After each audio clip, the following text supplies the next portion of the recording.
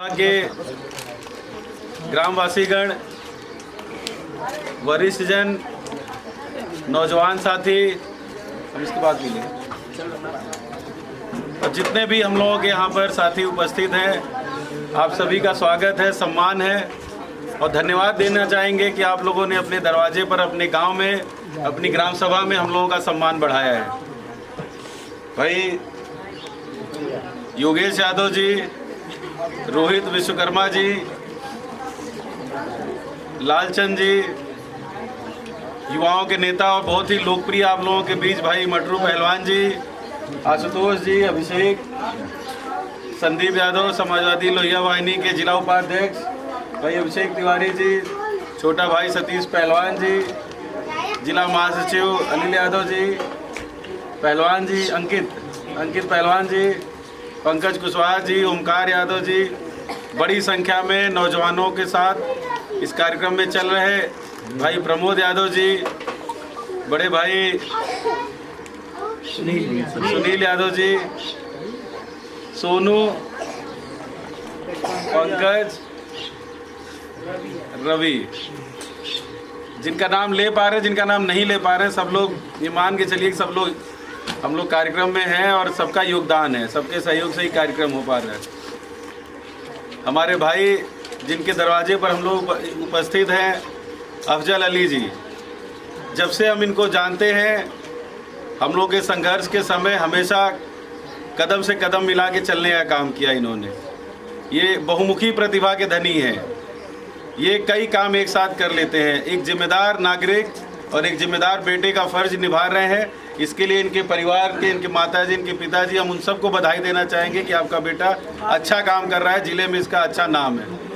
और हम लोग भी एक भाई की हैसियत से, एक समाजवादी की हैसियत से इनके साथ खड़े हैं कि जीवन में जो कुछ भी ये सपना पाले हों, इनके संघर्ष के दम पर, इनकी मेहनत के दम पर वो ज़रूर पाएंगे, वो लक्ष्य ज़रूर हासिल कर लेंगे। यही हम लोगों की इनके लिए शुभकामनाएं।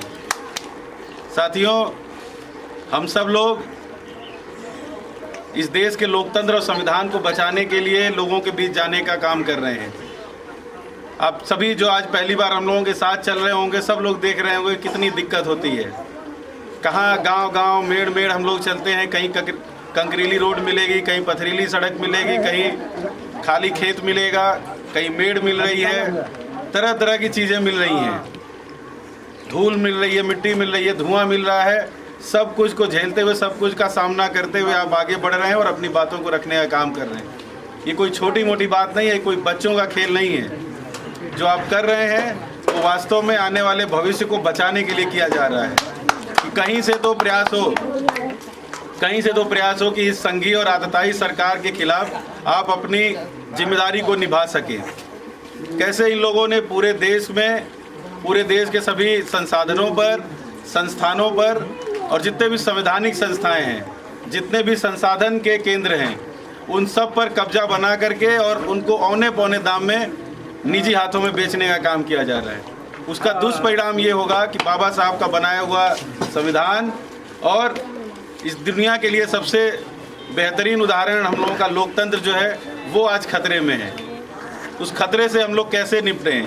तो सबसे बड़ी जिम्मेदारी नौजवानों पर बनती है, युवाओं पर बनती है। तो हमें गर्व है कि हमारे गाजीपुर के नौजवान लगातार इस सरकार से लड़ने का काम कर रहे हैं और उनके खिलाफ बिगुल फूंक दिया है और रोज़ निकल करके लोगों को बताने का काम करते हैं कि इस सरकार से आप निजात पा लीजिए। न सिर्फ इस सरकार की नीतियाँ खराब है, बल्कि सरकार की मन और मंशा भी बहुत खराब है। ये लोग बहुत खतरनाक लोग हैं। ये लोग सब कुछ कब्जा में कर करके, और आप देख लीजिए कि कैसे गरीब को, पिछड़े को, अल्पसंख्यक को का शोषण करने का काम कर रहे हैं।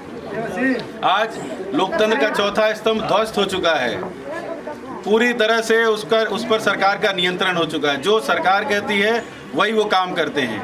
आज एक पत्रकार को घसीट करके पुलिस ले गई है।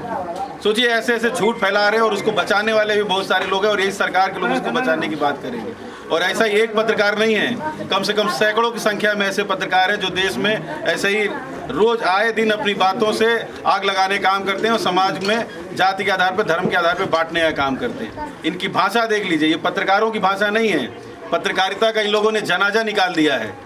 ऐसे ऐसे पत्रकार हैं इस देश में।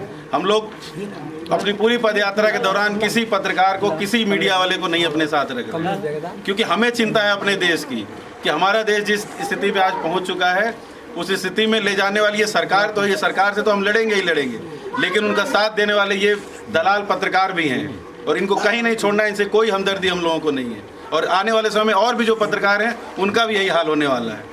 जो लोग भी संघीय सरकार से समझौता किए हैं उनका वही हाल होगा। ये संघीय सरकार ऐसी सरकार है जैसे जर्मनी में हिटलर था, आज हिटलर का कोई नाम नहीं लेता है जर्मनी में। उसके मंत्री थे, वो सब कहते थे कि इस चीज़ को कि झूठ को इतनी बार बोलो कि वो सच लगने लगे। और बताइए हमारे आजम खान साहब जेल में हैं, अल्पसंख्यक मोहल्ले में हम लोग इस समय यहाँ पर हैं। आप लोग जानते होंगे कैसे आजम खान, अभी हम आ रहे थे रास्ते में तो देखे खान साहब का बनवाया हुआ एक कब्रिस्तान था, उसकी बाउंड्री थी, कितना सुव्यवस्थित ढंग से उसको चारदीवारी के अंदर कर दिया गया था। कितना अच्छा काम कर रहे थे, कितनी अच्छी सोच के साथ कर रहे थे। लेकिन इस सरकार की नीयत में खोट है। वो धर्म के आधार पर, जाति के आधार पर लोगों का विभेदीकरण करती है और वही कारण है, उनकी जलन है।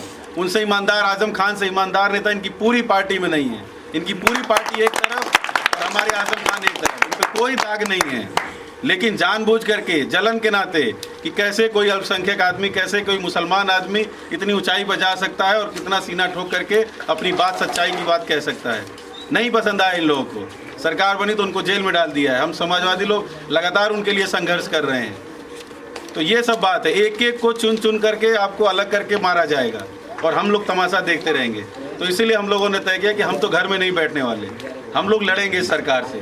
छोटे स्तर पर ही सही, लोगों के बीच जा कर के लोगों से निवेदन करेंगे कि इस सरकार को हटाने का काम करिए। नहीं हटाएंगे तो आज आजम खान जेल में है, कल हम लोग जेल में होंगे, कल आपके बच्चे जेल में होंगे, परसों आने वाला जो भविष्य है और पीढ़ियाँ जो आने वाली वो सब के सब जेल में मिलेंगे। आपका कुछ नहीं होने वाला है। तो इसलिए इन लोगों को पहचान लीजिए, बेईमान लोग हैं, धूर्त लोग हैं और ये आपके पक्ष के लोग नहीं हैं। आपको समाज में सम्मान देने वाले लोग ये नहीं हैं। इसलिए इनसे जितना जल्दी हो सकता है मुक्ति बनाइए और आसपास जितने भी लोग हो, नातेदार, रिश्तेदार, मोहल्ले वाले, सारे लोगों से हाथ जोड़ करके निवेदन करिए कि अखिलेश यादव जी को नेता मान करके उत्तर प्रदेश के 2022 में अखिलेश यादव को प्रदेश का मुख्यमंत्री बनाइए और आने वाले समय में हम उसी लगन से उनके लिए काम करते रहेंगे और इस देश का प्रधानमंत्री बना करके हम लोग। इस देश का भला तभी है, इस देश में बड़ी संख्या में आबादी दलित की है, पिछड़ों की है, अल्पसंख्यकों की है और गरीब लोग की है, जो अच्छी सोच के साथ लोग हैं, उन लोगों की है। हमको उनके साथ, उनके लिए काम करना, हमको दंगाइयों के साथ नहीं जाना है। जो लोग दंगा भड़काने की बात करते हैं, जो लोग जाति के आधार पर, धर्म के आधार पर समाज को बांटने का और नफरत फैलाने का काम करते हैं, जिनका इतिहास, जिनकी बुनियाद पूरी की पूरी दंगे पे आधारित है, हिंदू मुसलमान के खून पर आधारित है, ऐसे लोगों को हम लोगों को नहीं सरकार में रखना है। ये अभी तो है, लेकिन आने वाले समय में इनको उखाड़ फेंकना है। बिहार में तेजस्वी जी की सरकार बनने जा रही है।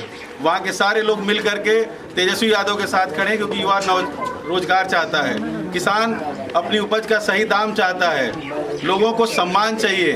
तो इसलिए इस सरकार से तंग आकर के लोगों ने अब तेजस्वी यादव का साथ पकड़ लिया और हम शुभकामना देते हैं तेजस्वी यादव जी को कि इस दक्षिणपंथी सरकार को उखाड़ने जा रहे हैं और आने वाले समय में जो अभी रिजल्ट मिलेगा, बड़ी बहुमत की सरकार वहाँ पर बनने जा रही है। वही गुस्सा यहाँ पर भी है, वही गुस्सा हम सब लोगों के बीच है। हम लोग जाते हैं, महिलाएं इतनी ज़्यादा नाराज़ हैं, वो सीधे सीधे मोदी और योगी को कुछ बुरा भला कहना शुरू कर देती हैं। तो सोचिए कितना ज़्यादा गुस्सा है लोगों में। जो बिहार में होने जा रहा है, 1 साल बाद यही उत्तर प्रदेश में होगा और बड़ी संख्या में नौजवान सड़क पर आ करके इस सरकार को उखाड़ फेंकने का काम करेंगे। इसलिए आप सभी लोगों का फिर से बहुत बहुत आभार, धन्यवाद। मलेठी ग्राम सभा में जितने भी यहाँ पर ग्राम सभा के निवासी हैं, नौजवान साथी हैं, हमारे अशरफ भाई हैं, हम लोगों का सम्मान किए, स्वागत किए, अपने घर पर बैठा करके मिष्ठान कराया, जलपान कराया। आपका बहुत बहुत आभार, बहुत बहुत धन्यवाद। अब लगातार हम लोगों के साथ संघर्ष में भी बने हुए हैं, इसलिए आपका बहुत बारंबार हम आभार प्रकट करते हैं। आप सभी साथियों का बहुत बहुत आभार, बहुत बहुत धन्यवाद।